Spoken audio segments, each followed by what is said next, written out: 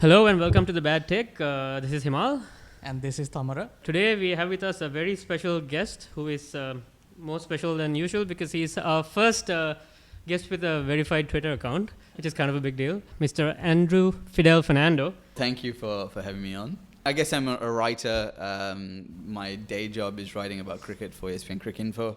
But I also write on travel, and most recently I have a travel book out, Upon A Sleepless Isle, where I just went around Sri Lanka for 8 weeks and wrote a book about it. So that's basically me in a nutshell, I think, as far as your listeners are concerned. Cool. So Andrew just published a book, as he said, called Upon A Sleepless Isle, which has received reviews ranging from sufficiently impressed to positively glowing. How has it been, the reaction so far? Yeah, the reaction's been great. I mean, the reviews have been great on both sides of the strait in India and here. It's got, I think it's strange because the Sri Lankan audiences seem to be receiving it in slightly a different way than maybe Indian audiences are. And different parts of the book are sort of enjoyed more or less depending on which where you're from. And I didn't really anticipate that, but it makes sense in retrospect. Apart from that, I mean, reviews have been great. As far as I know, it's selling well.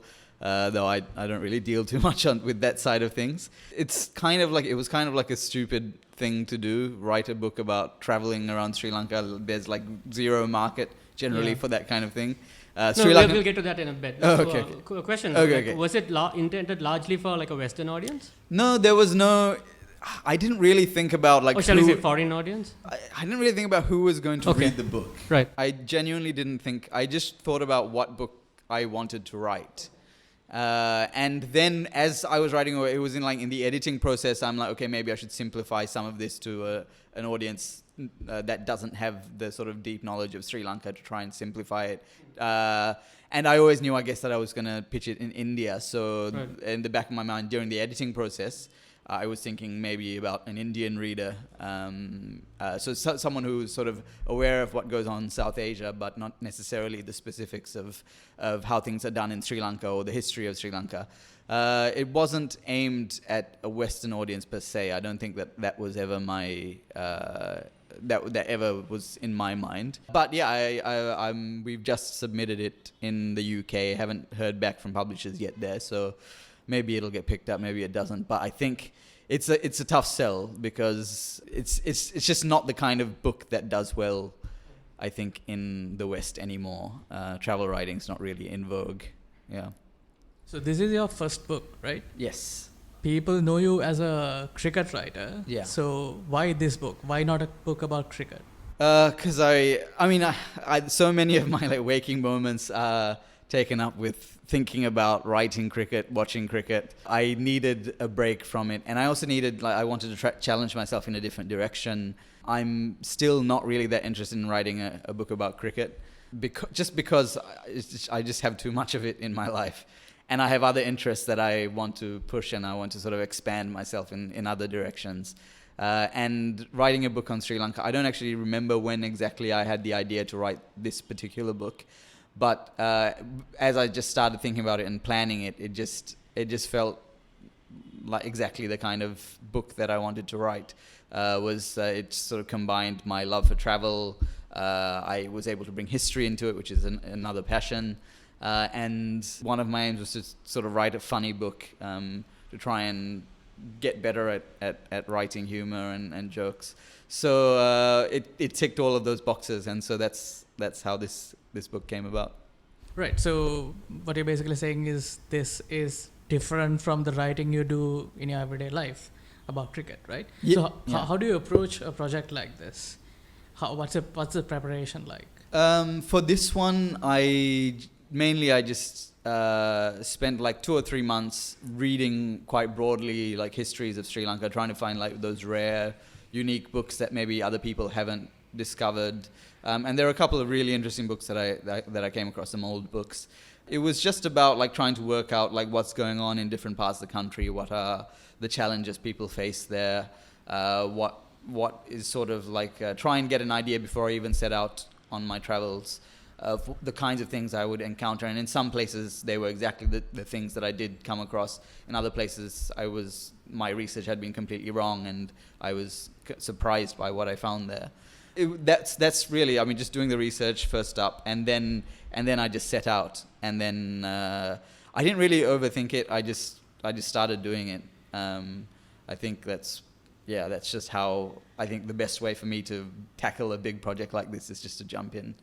Right. Without thinking about it too much, because when you overthink it, you can run into issues. Right. For everyone who's for the benefit of everyone who's listening, can you recommend some of these books that you used to do your research on that you found interesting? Yeah, I mean, one that's quite well known is Nero Kramasinghe's Sri Lanka in the Modern Age. I didn't fully read it, but I read quite large chunks of it, and it was always interesting. In fact, I should probably go back and give it a proper full read. It just sort of puts a lot of Sri Lanka's post-colonial experience into sort of a wider anthropological and sort of academic context. I found that really interesting.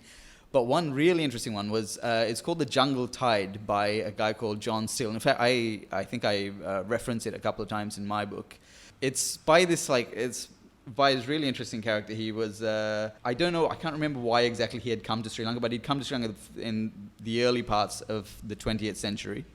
And he had at one point been quite an avid hunter, but then later on became an environmentalist and sort of really regretted all the things that he used to do when he was hunter. And it was just, the Jungle Tide was just his, kind of his memoirs of traveling around Sri Lanka in that time period, which was really interesting. There's so much happening in terms of ethnic issues were sort of rearing their head. It was just in the wake of that, of those Muslim riots, anti-Muslim riots in 1915, and the Donamo Constitution was happening. But you also had this very strong environmentalist going in, sort of who had spent so much time with Vedas and Ayurvedic doctors and all these kinds of things. It was sort of a completely different perspective than you get from British people in that time period. I found that a fascinating book.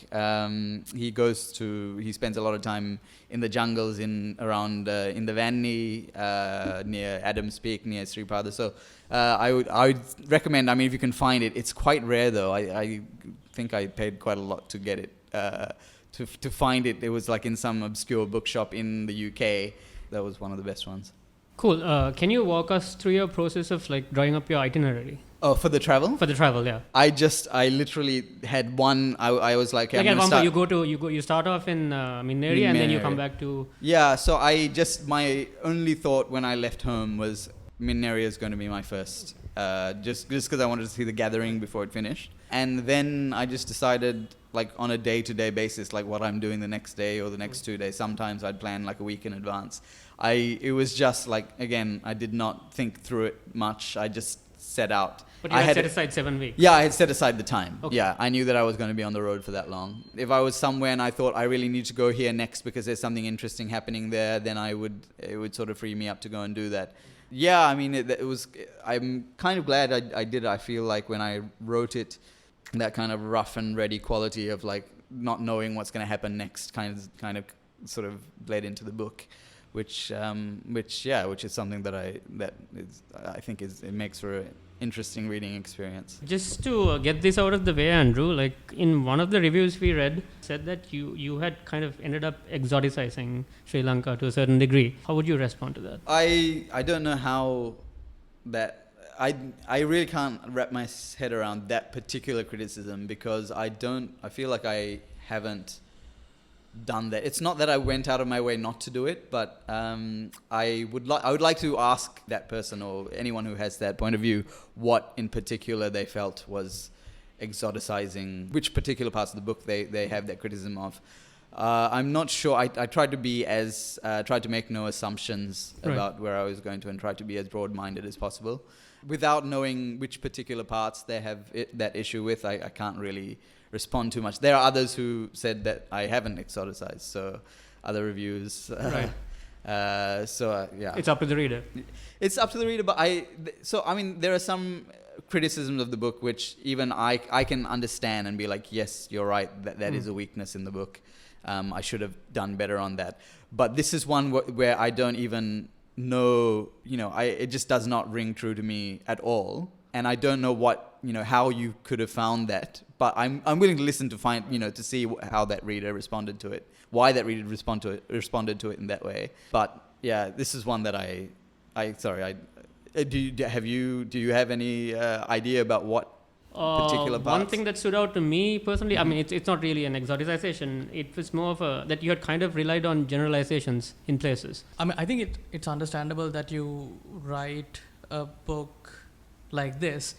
You have to deal with like stereotypes and tropes, right? You have to, and you run the risk of like reducing people to caricatures. I think that's a fine line to walk. Yeah. Were you mindful of that? Yeah, I mean, sometimes caricaturization is helpful when you're trying to crack a joke or trying to be humorous. Dealing with humor, yeah, that's like a comedic device. Right. So that is unavoidable, and sometimes not just unavoidable. Sometimes like I actively pursued to paint people as caricatures at some points, because that's how the joke works. Right.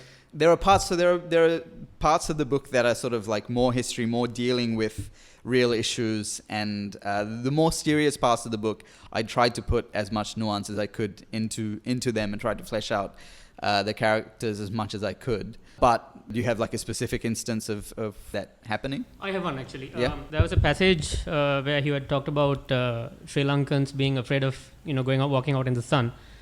Because of getting dark. Yeah. I was thinking like, I mean, what if it's just because people don't want to get roasted in the sun because it's so hot outside? Yeah. I mean, that's. I mean, I understand what you're saying. Yeah, like in the interest of service in the joke, I mean, you're kind of writing. It demands generalization. Yes, I get that. But in the interest of servicing the joke, do you think you're maybe losing out on some of the nuance? Maybe I should have. Yeah, maybe it's so hot that it's that. Right. Fair enough. But there is also.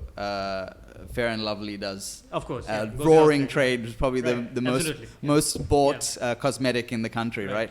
And you look on television, like all the models are, there's obviously a huge preference to light-skinned models. This is something that is definitely going on in our country. And if you go on a bus, say like on many rural buses, the people would switch sides based, even if it's not a particularly hot day, if there's sort of wind coming through and it's not that warm, they will spend, if it's a winding bus ride, they'll spend the entire bus switching from side to side. Guilty. So they don't get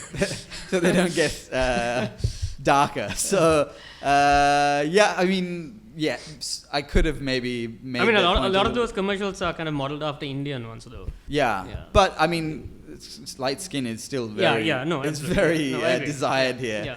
Yeah. In some ways, like we haven't even. In some parts of India, I feel like there's like this idea that light skin is preferable in some parts of Indian society is challenged, and here it's like it's not really challenged that much.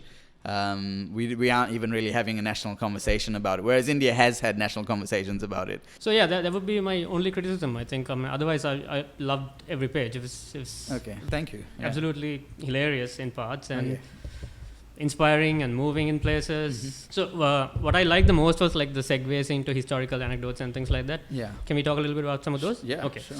Let's start with the Sigiriya Apsaras. Yeah. Andrew is an amateur historian. Yeah. For anyone who's emphasis on the amateur. Okay. Okay. Yeah. What is your background? I studied history at undergrad level. Right. Always been a bit of a history nerd. Right. That's pretty much it. And obviously, I also do a history podcast with Shamara Wetimanu, who's an actual historian. Yeah. So I read a lot of history. Yeah. No, Andrew is clearly very knowledgeable about history. So I'm just interested in your theory on the Sigiriya Apsaras. Mm-hmm. So, okay, how nerdy do you want to get?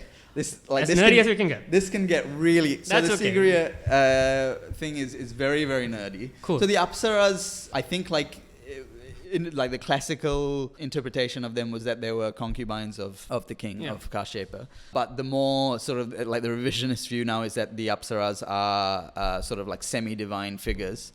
And actually, Senarath Paramitana has a very different theory about Kashyapa and how Sigiriya came to be. He thinks Kashyapa was part of the Mahayana tradition, and he was being sort of, that's why he moved his palace out to into the middle of nowhere, into a fortress, and that's why he was sort of being cold-shouldered by the the Buddhist establishment in Anuradhapura.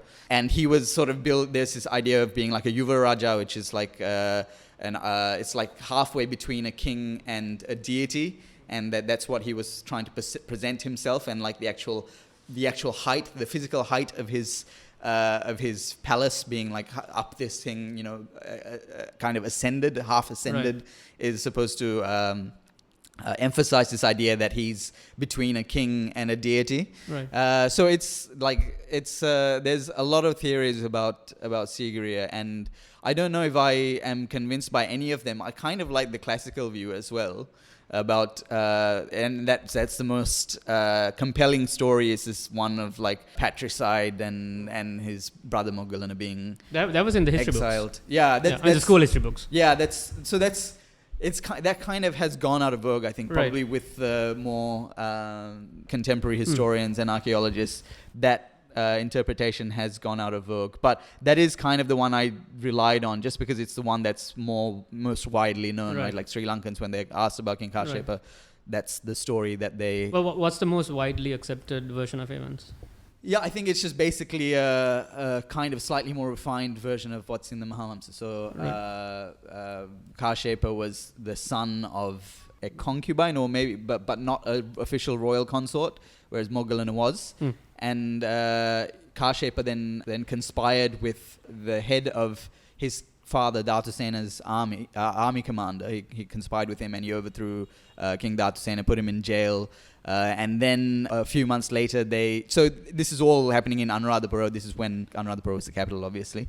And then once he committed sort of this overthrow of the king, the Buddhist establishment in Anuradhapura began to really cold shoulder him and sort of treated him as a persona non grata. And then he killed Dhatusena, according to the Mahavamsa, because he had heard that Dhatusena had hidden a great treasure, and he asked Dhatusena to go and show him where this treasure was. Dhatusena took him to, I think it's the Kalava. Yeah, and then said, this is the treasure that it sort of emphasizes all those things that are supposed to be, that, Anuradhapura era kings are supposed to do, which is, public works is their legacy, and a good Anuradhapura era king should be servicing the needs of his people, and that's it's sort of like that king as a public servant kind of image that good Anuradhapura kings are supposed to have. And Kashyapa obviously was unimpressed with this, supposedly walled up Dhatusena. In one of the jokes that got cut from the book, I suggested that this is the Sri Lanka invented the first nursing home. But that joke didn't make it.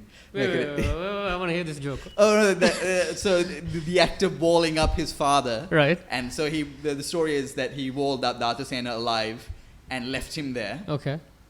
And so that's essentially the first nursing home. And then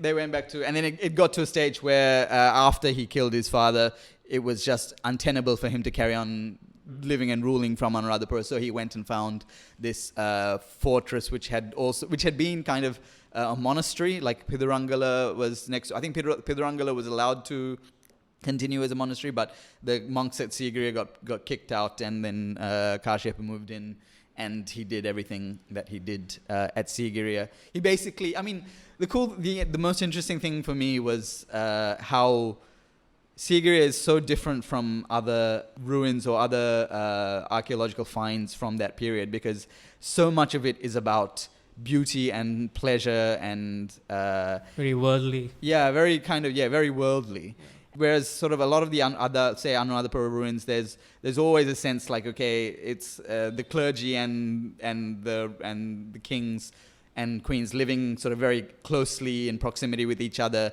and the kings very much kind of go out of their way to try and patronize the clergy, but also provide public works to the people, right? Whereas Sigiriya is very much like, this is a palace, this is like my Bola mansion kind of idea, which I don't think we really have in a lot of our ruins in our palaces. Yes, there are, but yes, they can be quite luxurious, but we don't have like the sprawling palaces that you see in other parts of the world here.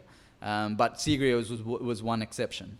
Was Kashyapa the only exception, or were there other kings who lived similar lifestyles that we just don't know about? I'm sure, Kashyap was probably the most successful at it that we know about, and it's sort of given. Sigiriya never got sort of pillaged in any of the wars, so it survived, although it had to be dug up, and a lot of it still remains unexcavated. It survived. It never got torn down in the way that sort of Anuradhapura, Polonnaruwa palace complexes were. So from what we can tell, yes, Kashyapa was the most successful at living that kind of lifestyle. I'm sure there would have been others. One question that I had been meaning to ask you outside of this podcast, actually. You had talked about this, I think, on Twitter some time ago also. This supposedly very sexually liberal attitude that Sri Lankans seem to have had prior to the arrival of the colonials. Has that been firmly established by...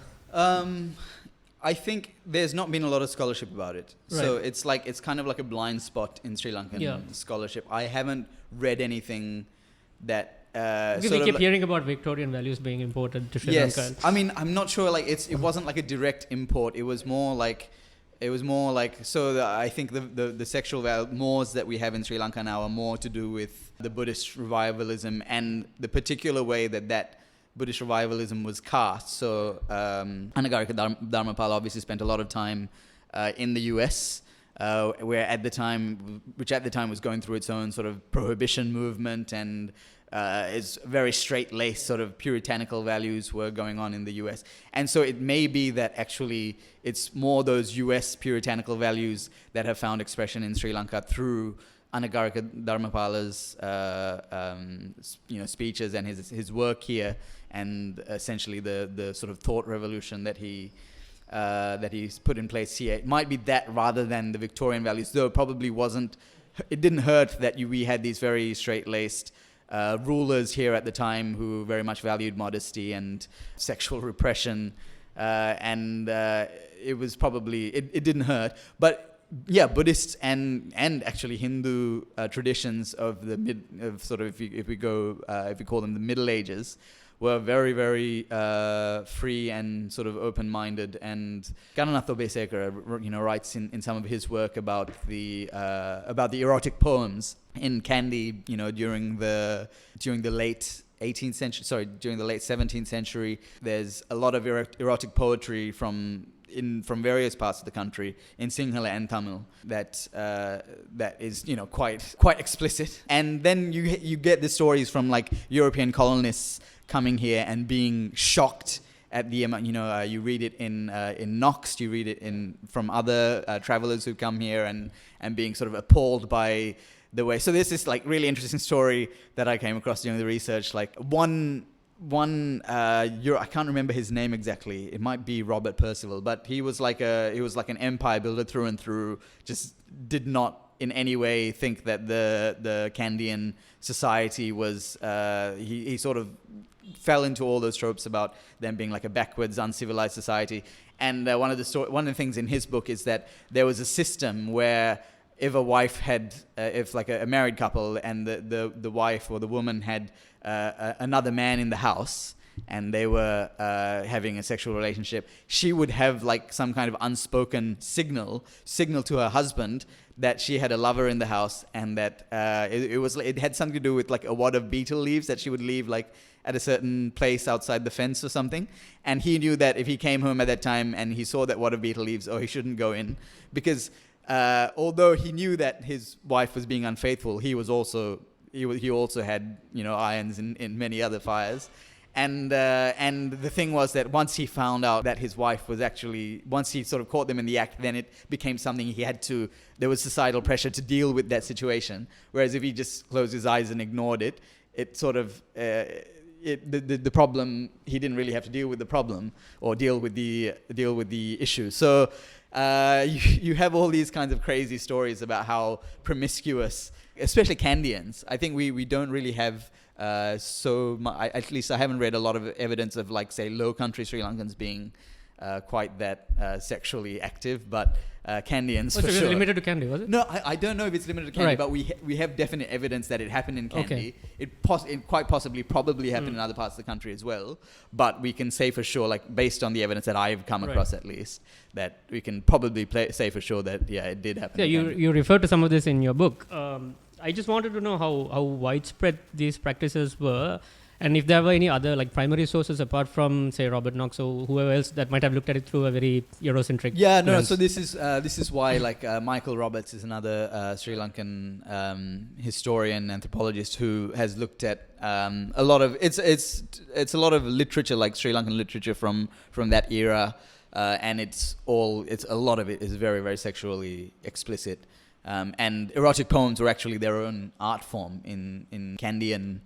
In the Kandian tradition, at least, there were erotic poems about many kings, about many consorts, queens, and just regular erotic poems about women that poets fancied. Or it's a very different society than the one we live in. Sigiriya Miraval, I think there are some.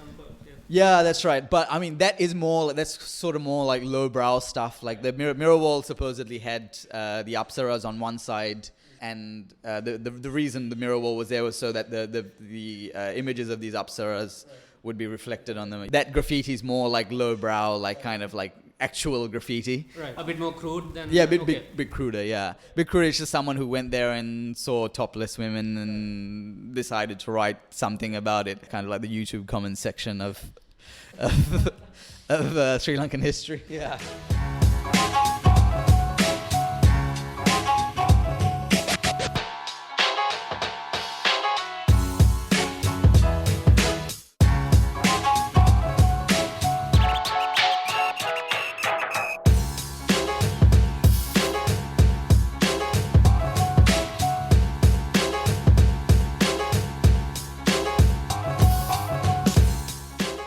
The torch tree in Paranagama. Yeah. The Vada Vadakagaha, Kagaha, right? Yeah. How come, like, there's so little known about it? And Yeah, why do you think that is? Yeah, I'm not sure why that is. Partly because like even like generally the Capitol Rebellion is not that well known. It hasn't really captured the public imagination. Yeah, I feel. I think there was like a teledrama series a while back about Capitol, but it's not like something that has a lot of literature written about it. Not a lot of historians have like studied it that much. I don't actually know why that is. I think it might be like that we're dealing with so many issues post-colonialism that like all the ethnic strife that we've had over the last 70 years, that we haven't actually had time to sit down and look back at the colonial period. And the Capitol Rebellion is probably like one of the most significant events during that period. It was like absolutely cataclysmic for that region. Like it's really hard to understate how difficult that it was only like a year and a half, but like how scarred a lot of those communities were by Brown Rig sort of slash and burn and just the war in general. Like, and it's really fascinating war because they were essentially fighting for a pretender to the throne. They were the guy that they were going to that they were saying it should be Sri Vikramaraj Singha's heir was actually not related to the king. They were just pretending that he was related to the king. I don't know why the Vadakaga, and even in that town, there was not a lot of knowledge about it. They knew what it was and where it was roughly. There was like a 4 foot high or maybe like a 3 foot high base of the fortress that was built there, a very small fortress. And it was only like I had to really go searching in that little village to find people who knew about it. But the people that knew about it were kind of like very angry about it.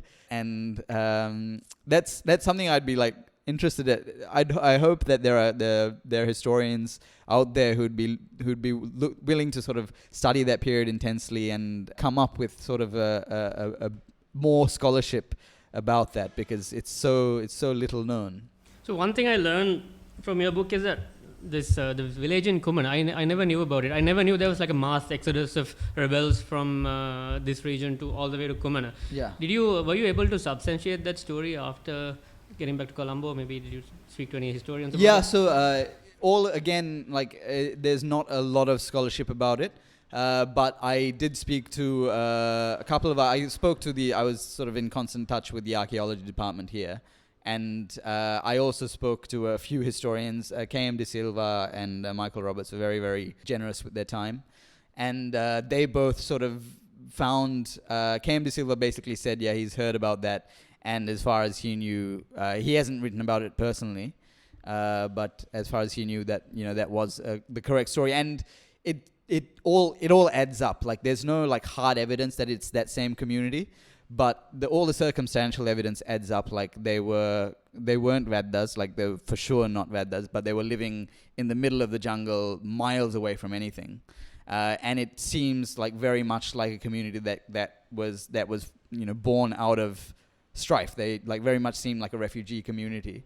And one that kind of shut off the world for a long time. For those who haven't read the book, this is a refugee community who escaped the rebellion, right? Yes, yeah. So this is a community that took part in the... Yeah, that were... So what happened during the rebellion was that, this is in 1817, 1818, Governor Brownrigg was unable to basically beat them militarily because the Kapetopolis rebels were quite adept at guerrilla warfare. So what he did was that he started slashing and burning all the villages in the hill country, in Uva and Vallessa, where he felt like was supplying these rebels, right?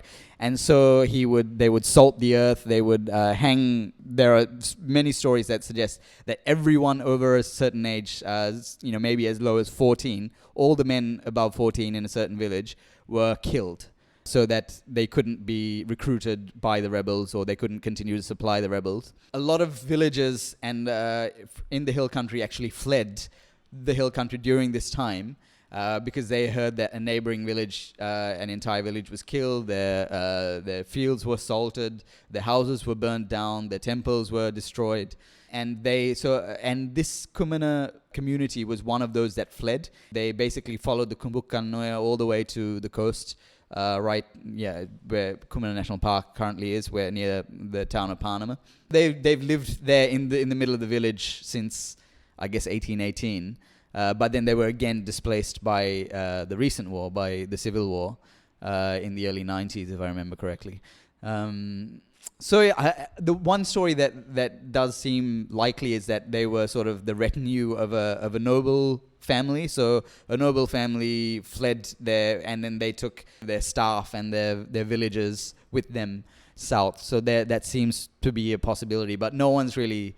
There's no writing about this. I mean, refugee communities very rarely produce any kind of hard evidence that we can study hundreds of years later. You have to rely a lot on oral history, but that's what they believe has happened. So I met one of the residents, or the former residents of Kumana village, and he said that's a story that's been passed down to him.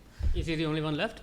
No, there are a few. There are quite a few, but they're all spread out now. So they were kicked out of their village in Kumana, and they were given land, some in Panama, some closer to the hill country. So they're a bit more spread out, but there would be quite a few. Okay, so the story of Saradiel, the bandit. Yeah. We don't hear a lot about, there aren't many references to his band of merry men who ethnically, diverse. Yeah. There was Murmale Marikar, for example. Yeah. Why do you think that is?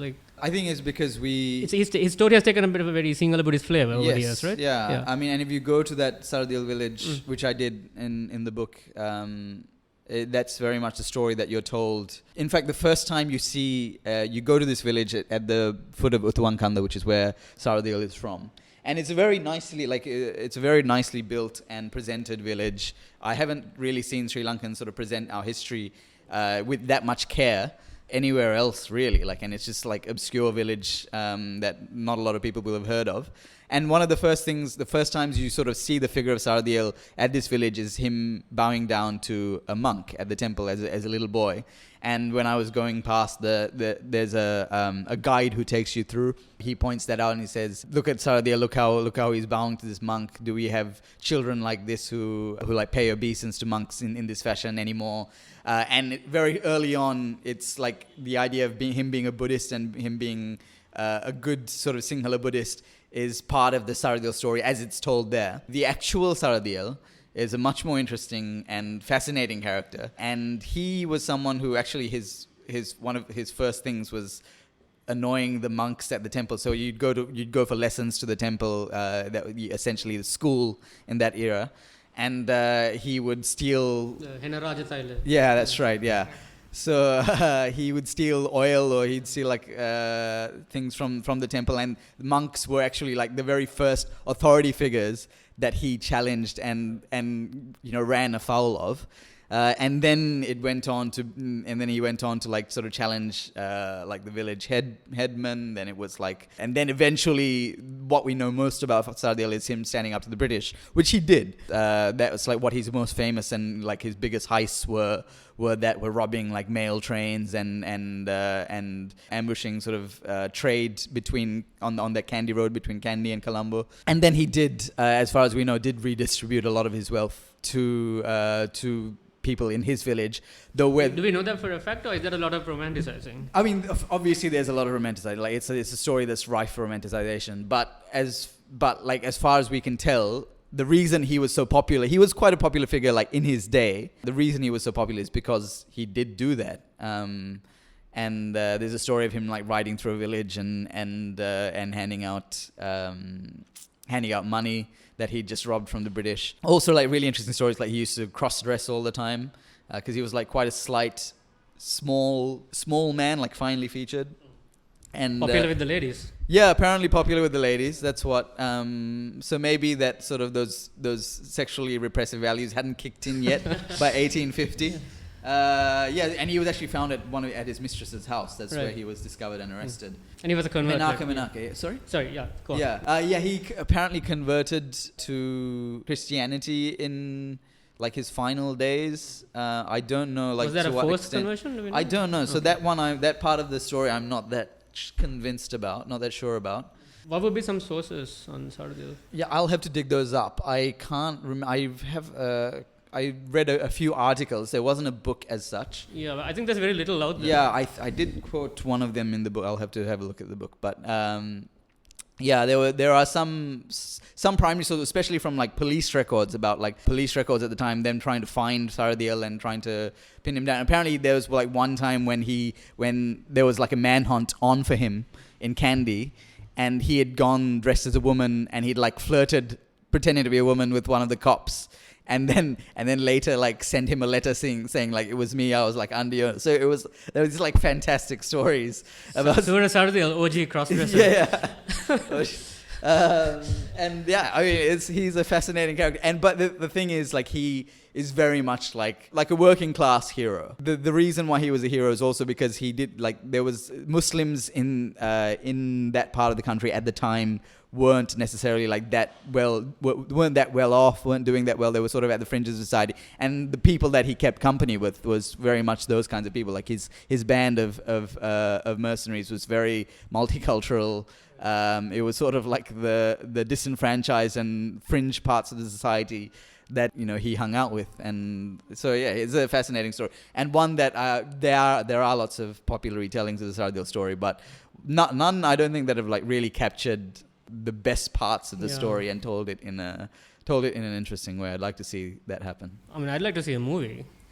Yeah, Sardil movie, it's a no-brainer. Yeah. You could easily do a Sardil I'm surprised movie. Nobody has attempted that of late. I think that's an old movie from back in the day. Yeah, from like 70s or 80s. There is a song that I think from that Sura movie. Sardil or Sura something. Sardil, Yeah. Tuan Kande, Sura Sardil, Mama. Yeah, that's Okay, so I think this will hopefully be my last question where I pick your brain on history. This guy, ice cream seller in Poland, what's his name? Indika Manawadu. Manawadu. Yeah. What's his story? He's also an interesting character. Like he's unlike a lot of people that I mean. He's like very serious. Never, I cracked a bunch of jokes. He didn't laugh, and he was like. He was all business. I mean, I only met him for like an hour or two. It might have been an hour and a half. Young guy? No, 40s. Maybe maybe late 30s even. Okay. Yeah, not that old. But he was an ice cream seller selling out of a trishaw, and then he said like he was driving near Lakshoya or something, which is a village close by. He saw this bank of earth. He's like, okay, and then he drove somewhere else close by, and there's another bank of earth. He's like, what's going on? There's no reason for this bank of earth. And then he just out of personal curiosity went out and he followed these banks and found that it was actually one big bank, and then went and discovered that actually this could connect to the existing bund of the Parakrama Samudra, and then he went out and he did like a 1-year course in archaeology. And sort of upskilled himself, learned how to maybe to translate the inscriptions, the stone inscriptions that he found. But everyone kind of palmed him off as a nut job, like some random ice cream seller. Obviously, just doesn't seem likely that he would make an archaeological discovery. But then he met a pop star. I think his name's like Darshan Aruan, and a local pop star quite popular in the Polonnaruwa region. He had met him and just somehow convinced this pop star that actually this is... And then this pop star had taken an interest, and he sort of created the media hype around this guy until eventually the Department of Archaeology was sort of prevailed upon to give him an audience. Then he convinced them, and his work is in the Archaeological Journal here in Sri Lanka. And essentially, he discovered that the Parakrama Samudra was probably 3 times its present size, which makes it almost certainly the biggest man-made body of water of the time. In the world? In the world, yeah. But the thing he said was maybe it wasn't necessarily an irrigation aquifer, maybe it was because it was quite shallow in parts. Maybe it was just more about beauty and more about like King Parakrama Bahu the Great, like basically emphasizing or underlining his greatness by building something that looked vast. Not necessarily like that useful for farmers or for irrigation purposes. So this theory of his is no longer contested by the wider archaeological fraternity? No, it's essentially been accepted as probably true. He had to defend it, right. But once they went and they sort of saw all the evidence that he discovered, the cistern sluices, the inscriptions, the Bank of Earth itself, then just by like using like sort of maps and land surveying data, it seemed like a very compelling, comprehensive theory, and it's been essentially accepted. So he's working on a second theory, right? Yeah, he was. I haven't actually been in touch with him. He was basically saying that the Polonnaruwa palace complex was actually an island. Palace, yes? Yes, okay. And his successors' palaces right. was actually an island. And that part of the Samudra was so great that the surrounding area was actually underwater, and you had to row out to the palace from elsewhere. But he hadn't like quite got around to writing that. He said like that's a theory I'm working on, but it's not. Does he actually have the evidence for this? Yeah, he says he's pretty convinced, but he's like it's not convincing enough that he. At least when I met him, this was 2 years back, he hadn't like nailed it at that point.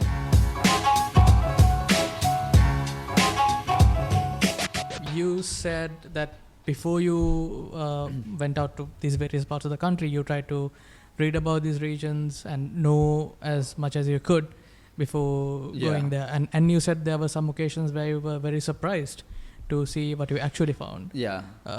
What were some of those occasions? Can you give us some examples? Well, one we've already talked about was the village in Kumana. I had no idea that was there, and for it to link up with something that I had explored earlier on in my travels in the Uva province, and for it to be sort of linked to that was quite exciting. That was probably my favorite surprise of the trip. Also, like Mana was really interesting. Like so different. Like growing up in the south. By south, I mean like the southern 2/3 of the country. You never hear about like the nuances in northern Sri Lanka, like how each part of the country is different from each other. Like Jaffna is like kind of. When we think of northerners, we think of Jaffna locals, really, like us southerners. That's the way it's been presented to us, or when we were young. At least to me, that's how all northerners were kind of like Jaffna locals. But when you go to the north, you realize actually all these places are so different from each other. Mannar was probably like the most laid-back, chilled-out place I went to in all of Sri Lanka.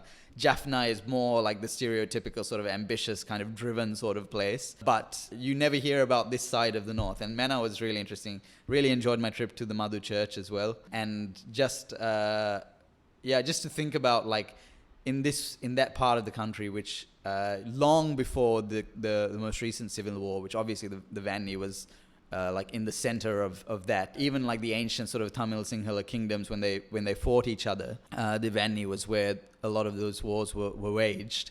And to have something like Madhu there, which is like this sort of oasis of not just calm and peace, but also of like cooperation, of ethnic harmony. Like so many people from so many different religious backgrounds will go to Madhu for their annual festival, like that, to find like religious sort of syncretism there, and also like just that was fascinating to me. Again, something, I mean, I'd known about the Madhu Church, but I hadn't expected it to be. When I went there and saw it in context, in like seeing all these army camps in the lead up to it, and you arrive at Madhu Church and it's just people from everywhere. That was really interesting. There were like little surprises all through the trip. So many people just went out of their way all over the country, but one that I especially remember is like I was going into Singharaja, and like a friend of a friend of a friend had called ahead and said, okay, there's this guy coming, had called like his contacts in Singharaja and said, there's this guy coming, just help him out. So these people I'd never met before. I arrived in Singharaja, like it was late at night, after like quite a long day of traveling. I had nowhere to stay, hadn't booked a place or anything. And Singharaja, there's no phone signal or anything. It's like it's Lankagama. It's very, very cut off. But these people were just like, oh yeah, we've got some dinner for you. Come eat. And then they're like, oh yeah, they like basically had this like convoy take me up to, just because we went in like 3 different bikes because they didn't want to run into any elephants. If they ran into elephants like on the way back, they just wanted to be in a group. But they just went out of their way and they just helped me out, expecting nothing in return, just out of wanting to help someone out. And I think I experienced that in so many places across the country, and that also surprised me. Just people just being generous with their time. One other thing we talked about is Paranagama, where this rebellion happened, and which was sort of devastated by that event. There was this farmer called Jyotipala who's also in the book. I just met him.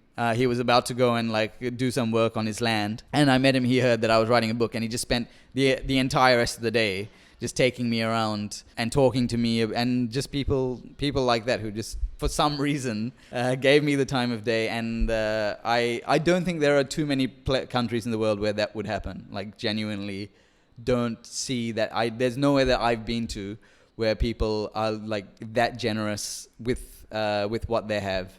And there's so many things I didn't write in the book. Like so many people invited me over for dinner. Like generally it was like people from the working class, like 3-wheel drivers or whatever. I generally, like, if I was like running around that day visiting quite a few sites, I'd just hire a 3-wheel driver for the day. And we'd end up like I've kept in touch with so many of them since then. And they'd be like, oh, come over for dinner or whatever, or it's my kid's birthday tomorrow, come. It was so much fun. I just look back on the travels with a lot of fondness. Are you still in touch with the Veligama fisherman? Thankfully, I've never had to face him or talk to them since. So yeah, this is, if you haven't read the book, it's a part of the book where I go on a fishing. I accompany these Veligama fishermen on a day of fishing, and I basically ruin the entire day. Doing various daft things on the boat, and it doesn't end up being like a successful fishing day for them. It just kept getting worse, progressively worse. Yeah, and I had to basically run away from them. As soon as we got to shore, I had promised to buy them like a bottle of arak or whatever, but I just threw money at them and basically ran away. Ran out of the Veligama harbour. You spent 7 long weeks traveling all over the island, encountering so many different groups of people with very different social, political and economic realities to your own. Yeah. What was that experience like, and how has it changed you in any way, like in terms of, say, political views and things like that?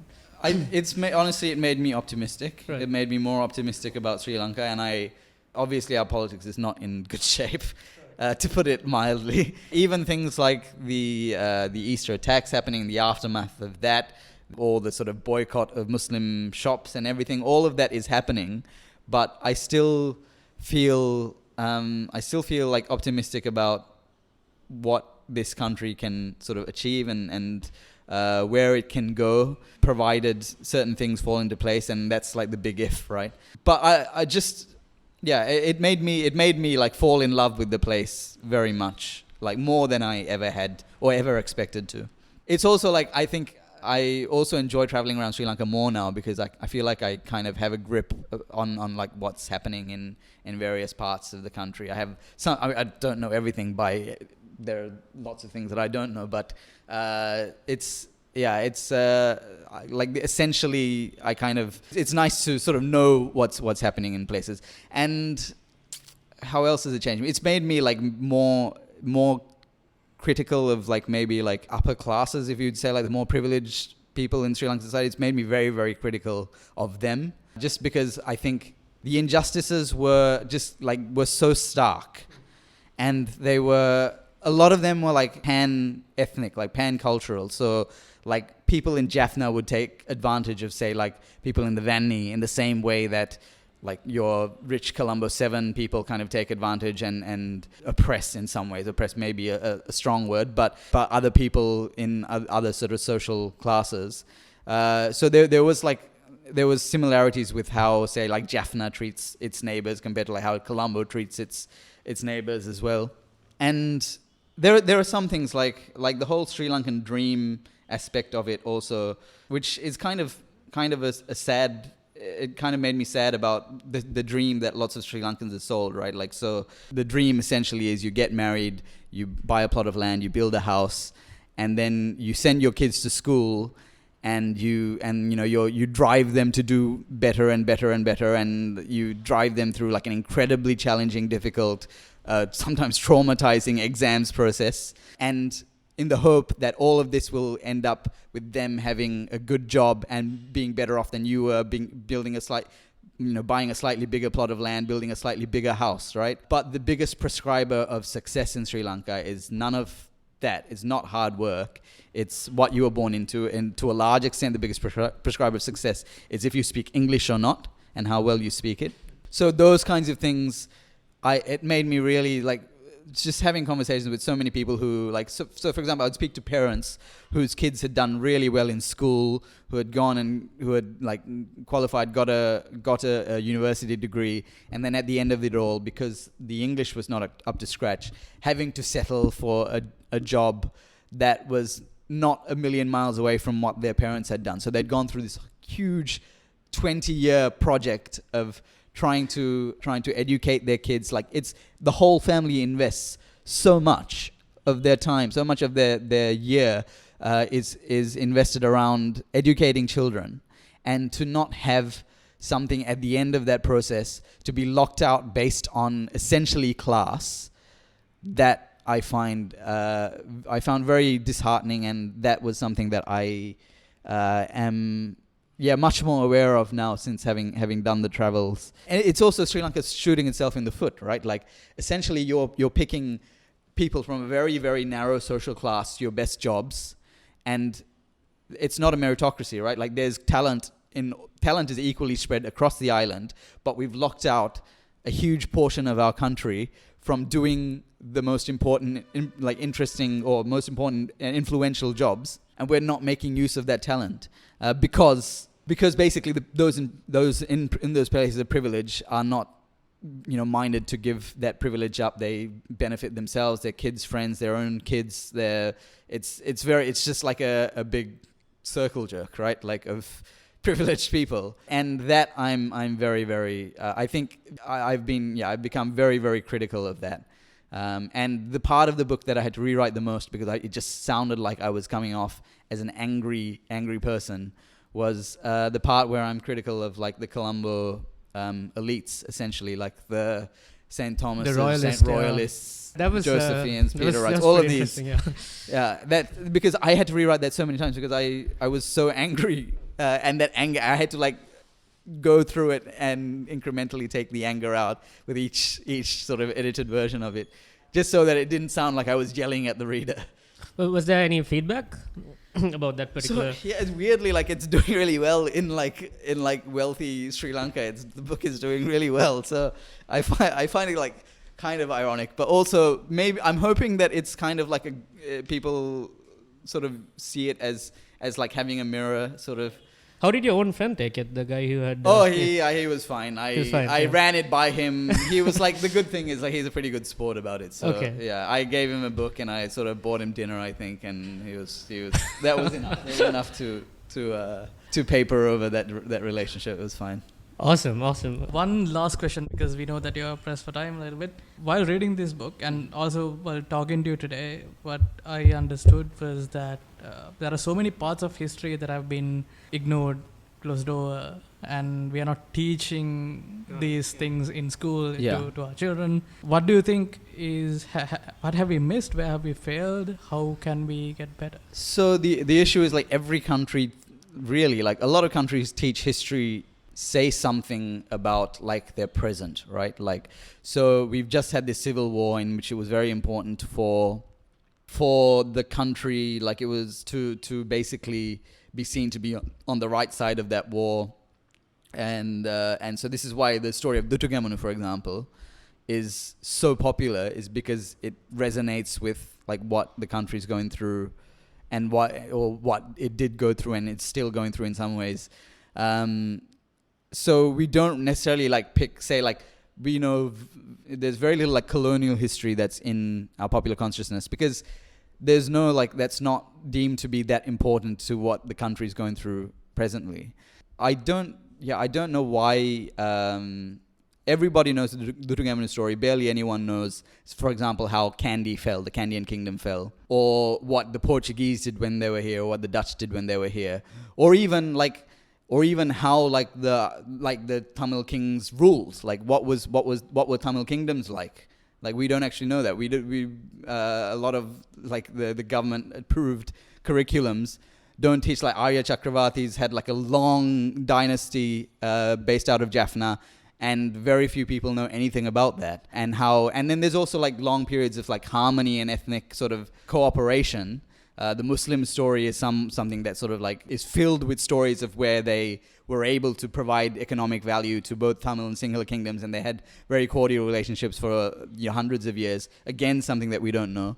But I guess like it's like history is politicized. The way history is recorded is also biased in a lot of ways, and the way history is retold and taught is biased. And that's not just something that just happens here. That's also something that happens across the world. You know, British people don't learn about colonial history, for example. Like history curriculum is like wall to wall World War II, where there was like they were clearly like the moral. They had the moral high ground. Every country likes those parts of history that sets itself as like the virtuous moral actors, and that's exactly what's happened here. I hope that it changes. I hope that more and more history is taken from there is quite a lot of scholarship here that's taken from the history books and into the mainstream, into public consciousness. Awesome. Well, this has been interesting. Thank you very much. Do you have like 5 minutes to spare for the Twitter questions? Because we opened. This will be like rapid fire questions. You can just answer them very shortly. Okay. So Udendra asks, have you ever played cricket for your school or college team? I did very badly. I was living in, so I went to high school in New Zealand. I played for my school team in Auckland, and I think I knew though very early on, like it wasn't gonna be like a career for me. And then I think I sort of backed off as soon as I finished school. I didn't pursue it that much.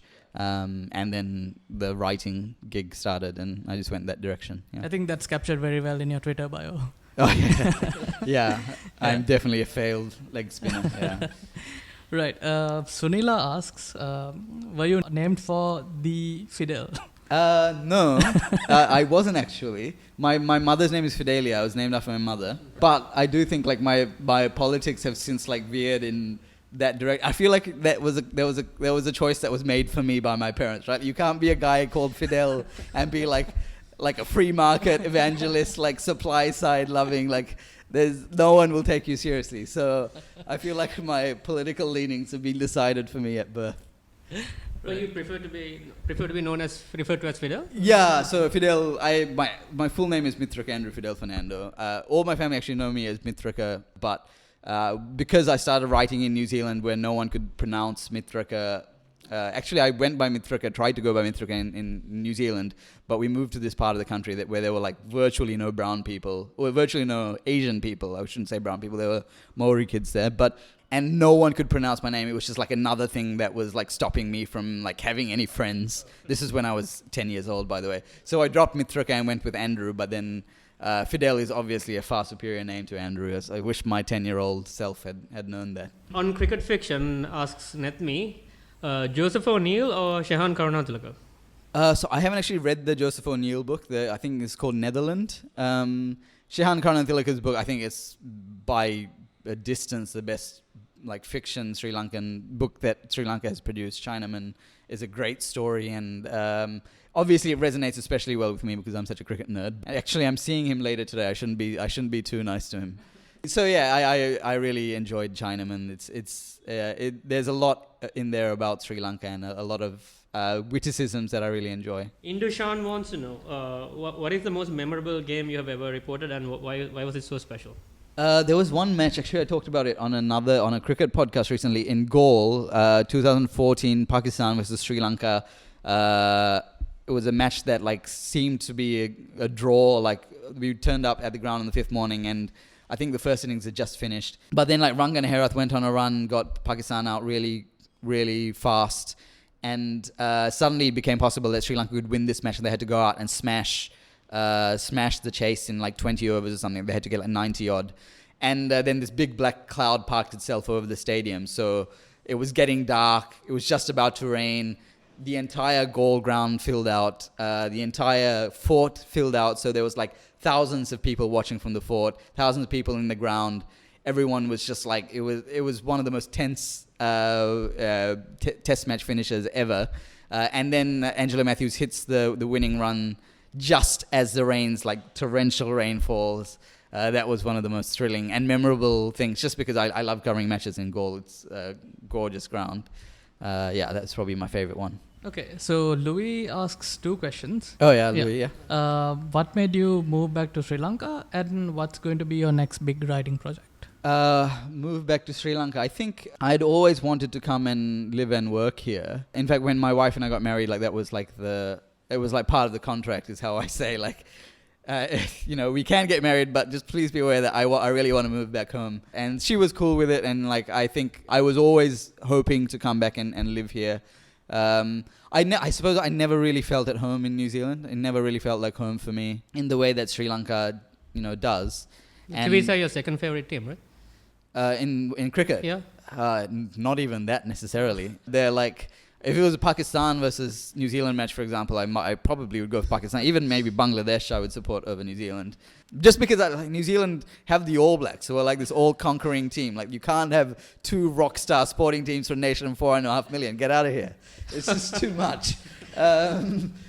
So yeah, for that reason, I'm like, I like them. I like to see them whenever they play like Australia or England or even like India at times. I like to see New Zealand win, but they're not like particularly close to my heart in terms of sporting. So to answer Louis' second question, when's your next big writing project? The thing I've realized about like writing a book is like everything about it is anxiety making. So right now, like the whole writing the first book was like I had anxiety right through it, and even now I have like anxiety about how well it's going to do. But now my anxiety is like, what's my next big project? And I think I have an idea. I won't say too much about it, but I'm hoping to like start work on it this year, towards the end of this year, and then maybe like really settle into writing it next year. Again, like it's at such a nascent stage that I won't say much about it, but. What can I say? It's unlike anything I've tried before, that I've done before, which is both exciting and kind of scary. So we'll see.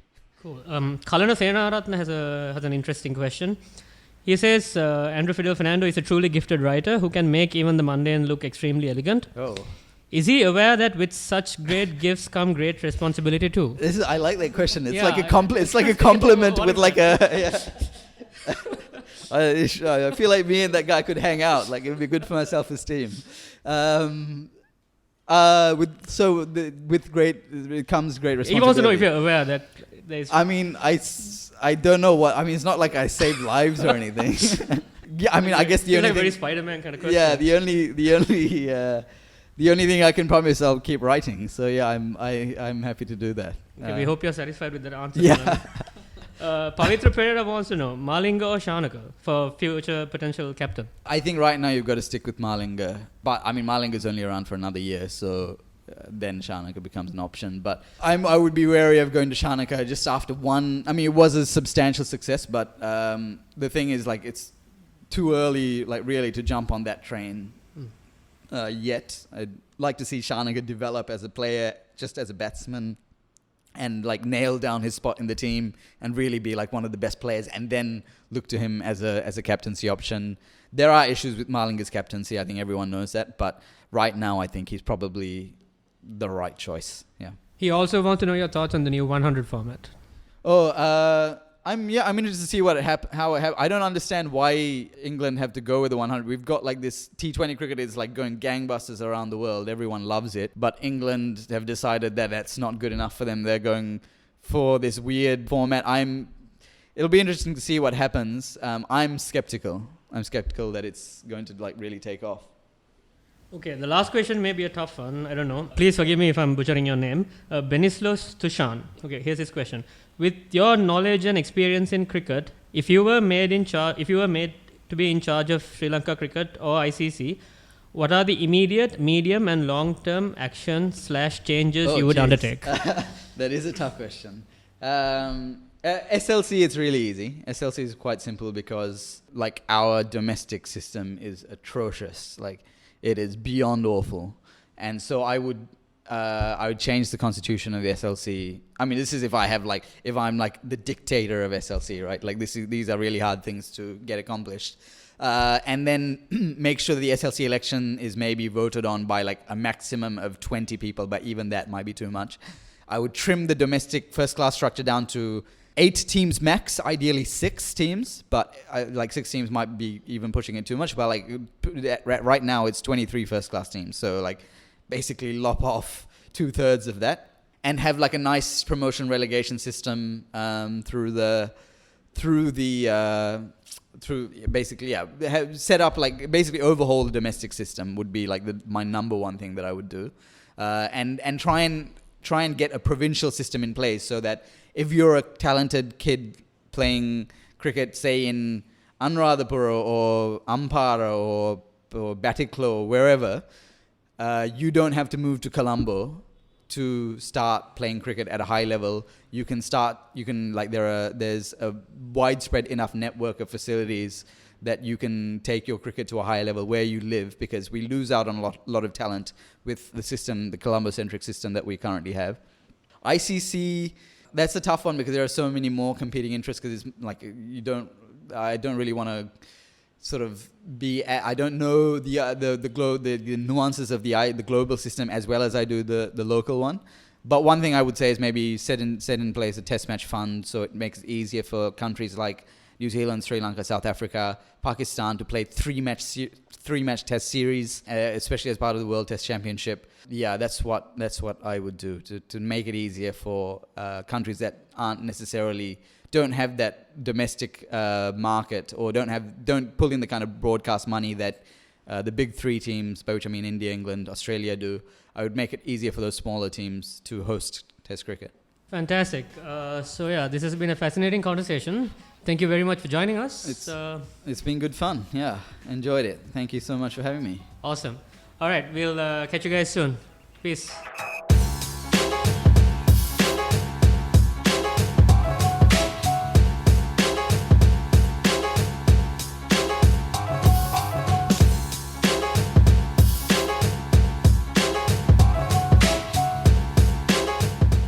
Hey guys, this is Tamara. I just wanted to thank all of you for listening in. We have been doing this podcast for more than a year now, and the reception has always been fantastic. So thank you for that. I also wanted to let you know that there is a new way that you can support us. We are on Patreon now. So if you head over to thebadtake.com/Patreon, you can become a supporter, and it doesn't really matter how much it is. If you truly enjoy our content and if you think it's worth something, you can support us and help us to keep doing this. So head over to thebadtake.com/Patreon to do that. Thank you in advance. Even if you don't support us monetarily, there are so many other ways to support. Like you have always been doing, you can share this podcast with your friends, you can leave a review or a comment, or just say hi on Twitter. It all means a lot. We hope you guys will keep on listening. Thank you and goodbye until next time.